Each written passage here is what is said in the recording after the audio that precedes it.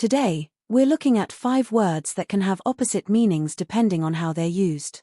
These words, called contronyms, can be tricky, but once you understand them, they make language even more interesting. Let's get started. Dust. Meaning: this word can mean either removing dust or adding a fine substance, depending on the context.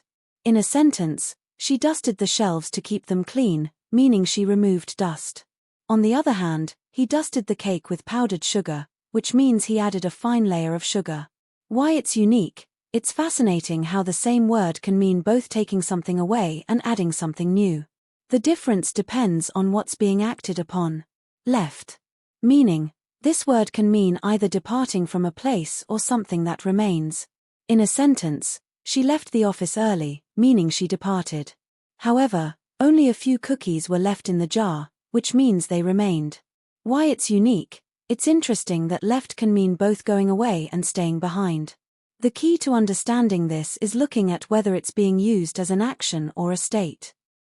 Oversight. Meaning: it can refer to careful supervision or an unintentional mistake due to lack of attention.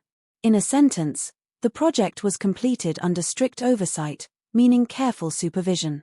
On the other hand, the typo in the report was an unfortunate oversight, referring to a mistake. Why it's unique? This is one of those words where the tone of the sentence completely changes the meaning. It can either mean paying attention or missing something entirely. Sanction. Meaning: this word can mean either official approval or a penalty for wrongdoing. In a sentence, the government gave its sanction to the new law, meaning they approved it. However, the country faced economic sanctions for violating the treaty, which refers to a penalty.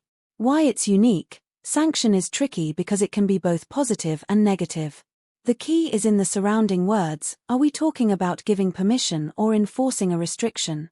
Clip. Meaning: it can mean either cutting something apart or fastening things together.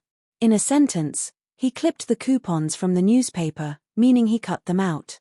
On the other hand, she clipped the document to the folder, which means she attached it. Why it's unique? This is a great example of how a word can involve 2 completely opposite actions, either separating something or bringing things together. The sentence context makes all the difference.